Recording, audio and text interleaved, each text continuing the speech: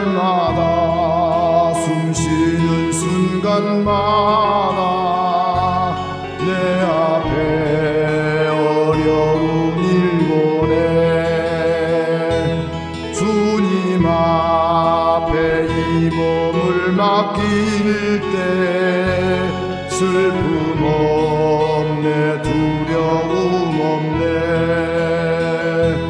주님의 그 자비로운 손길 항상 좋은 것 주시도다 사랑스레 아픔과 기쁨을 수고와 평화와 안식을 날마다 주님 내 곁에 계셔 자비로 날 감싸주시네 주님 앞에 이 몸을 맡길 때 힘주시네 위로함 주네 어린 나를 품에 안으시사 항상 편안함 주시도다 내가 살아 숨을 쉬는 동안 살피신다 약속하셨네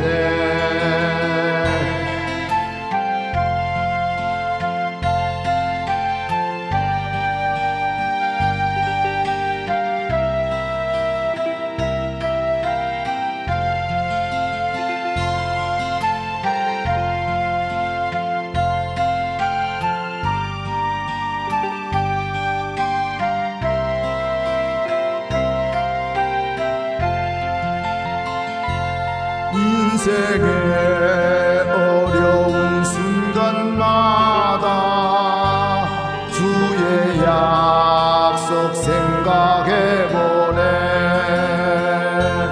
내 맘속에 믿음 잃지 않고 말씀 속에 위로를 얻네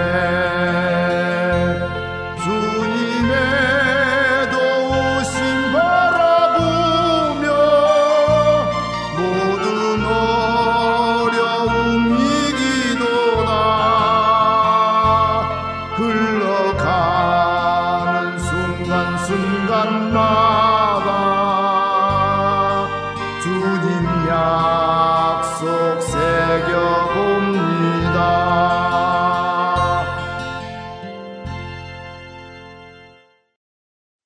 이대구 목사의 신앙간증 에피소드 35번 하나님과 마귀의 영적 전쟁 우리 눈에 보이지 않고 우리 귀에 들리지 않지만 이 세상에는 하나님의 영과 마귀의 영의 영적 세계가 있음을 우리는 분명히 알고 있습니다. 특히 이 영적 세계는 성령 체험을 통하여 더욱더 분명하게 깨달을 수 있습니다. 그동안 내가 기도하면서 하나님이 기뻐하시는 찬양을 드리려고 노력하니 마귀는 얼마나 많이 기도를 못하게 하고 찬양을 온전히 드리지 못하도록 방해하는 것을 느낄 수 있었습니다.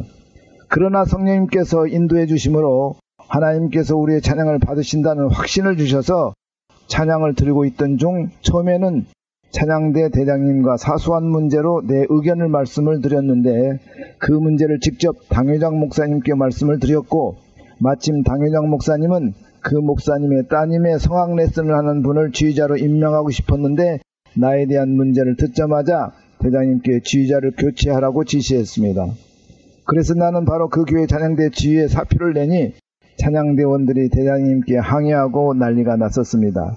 그러던 중 마침 우리나라 가장 큰 교회 찬양대에서 나에게 지휘자 청빙을 했기에 이것은 하나님께서 교회를 옮겨주시는 것이라 생각하고 그 교회의 청빙을 수락했습니다.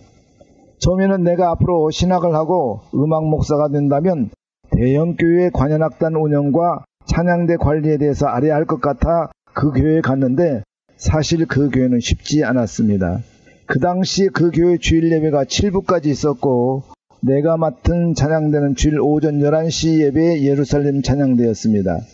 당회장 목사님이 직접 인도하는 예배 중 예배 전체 실황을 녹화해서 방송도 하고 보관하는 예배가 주로 3부, 4부 예배였습니다. 우리 찬양대의 그 당시 주일 시간표를 잠시 소개합니다.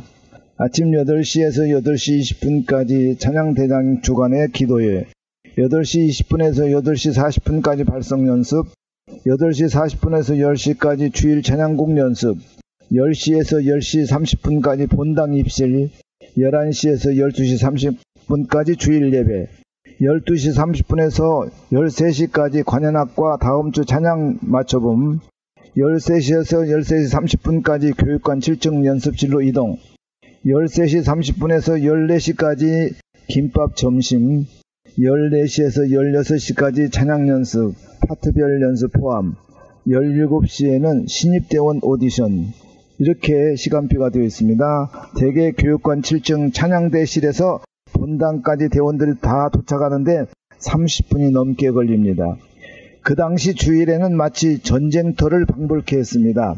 성도들도 본당에 들어가려면 보통 예배 시간보다 한두 시간 전에 와서 줄을 서 있다가 앞에 예배가 끝나면 교회를 나오는 사람과 들어가는 사람들로 복잡해서 다닐 수가 없을 정도입니다. 본당에는 약 7,000석이었고 각 지성전마다 대형 모니터가 설치되어 있어 곳곳에서 예배를 들을 수 있었습니다. 나는 집에서 최소한 아침 6시에 기상해야 샤워하고 아침 간단히 먹고 출발해서 7시 20분까지 교회에 도착, 찬양대 연습실까지는 8시에 도착해야만 되었습니다. 오후 5시부터 신입대원 오디션은 그날 참석한 숫자에 따라 다르지만 다 끝나고 집에 오면 보통 오후 8시쯤 되는데 거기다 임원회라도 있으면 거의 밤 10시가 넘어야 집에 도착을 했습니다. 또한 그때는 거의 격주마다 찬양대원들을 토요일에 그 교회 기도원으로 모이게 하고 기도회를 가졌습니다. 또 다른 문제는 새로운 곡을 찬양하려면 그때는 지휘자가 관현악 스코어와 관현악 파트곡까지 다 책임져야 했는데 솔직히 이것은 음대 작곡가 출신이 아니면 결코 쉬운 것이 아닌데 성악가 출신이 얼마나 힘들었겠습니까? 거기다가 나에게는 영적 전쟁이 있었습니다. 그 교회 당회장 목사님의 찬양관은 내가 보기에 하나님께 영광 돌리는 찬양이 아니라 성도들이 그 찬양을 듣고 아멘 아멘 하고 고함과 박수를 치는 찬양을 원하셨습니다. 그래서 성도들의 반응에 따라 찬양대별 점수를 매겨서 발표도 했습니다. 핸델, 바하, 베토벤 이런 고상한 합창이 아니라 예를 들면 승리는 내 것일세, 나의 등 뒤에서와 같은 복음송을 합창곡으로 편곡해서 드럼을 치며 연주하는 곡을 원하셨습니다. 그러나 나는 찬양은 오직 하나님만 받으시기에 인간을 대상으로 찬양을 부를 수 없기에 그 누구도 감히 그 찬양곡에 대해서는 왈가왈부할 수 없다고 생각했으며 더더군다나 하나님께 드리는 찬양을 어떻게 당회장이 감히 점수를 매길 수 있느냐 하는 확고한 이론을 가지고 있었기에 복음송이 무엇이며 하나님께 드리는 찬양은 어떤 찬양이어야 하는가에 대해 찬양대원들에게 또는 그 교회 청년회나 대학생들이 편찬하는 각종 책자에 그들이 원고를 정택할 때마다 발표했습니다. 아마 이 글을 듣는 여러분 중에도 그 교회 당회장 목사님이 옳다고 생각하는 사람과 내 생각이 옳다고 생각하는 사람이 나뉠 줄 압니다. 오늘은 여기까지만 말씀을 드리겠습니다. 사랑하는 형제자매 여러분, 다음 주에 하나님께서는 복음송을 어떻게 생각하시는가에 대해 저에게 영음으로 주신 대로 말씀을 드리겠습니다. 물론 이 복음송 자체가 나쁜 것은 전혀 아닙니다. 하나님께서 크신 능력과 사랑으로 우리에게 감화와 감동을 주셔서 구원받은 것을 믿는 성도들과 불신자에게 노래로 간증하는 이 복음송은 꼭 필요하나 찬양대가 드리는 찬양 시간에는 안 된다는 것뿐입니다. 우리 모두는 우리 하나님이 가장 기뻐하시는 찬송과 찬양을 온전히 드려서 하나님이 주시는 축복을 모두 다 받으시는 저와 여러분이 다 되시기를 예수님의 이름으로 간절히 축원을 드립니다. 할렐루야. 아멘.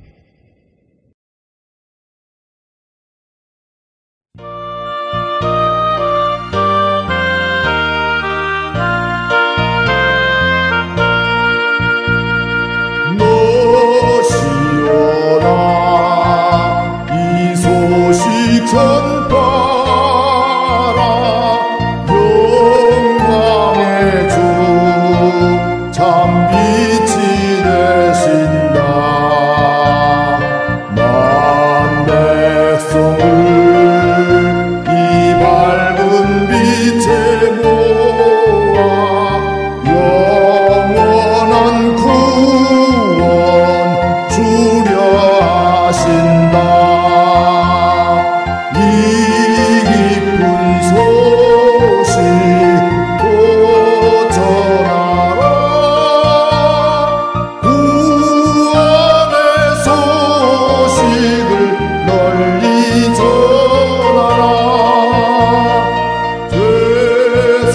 사슬에 얽매여 있는 사람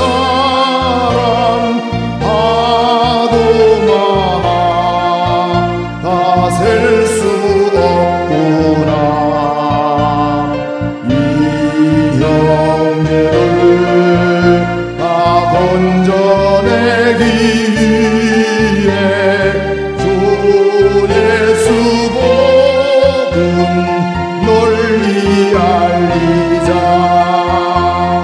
이 기쁜 소식 또 전하라. 구원의 소식을 널리 전하라.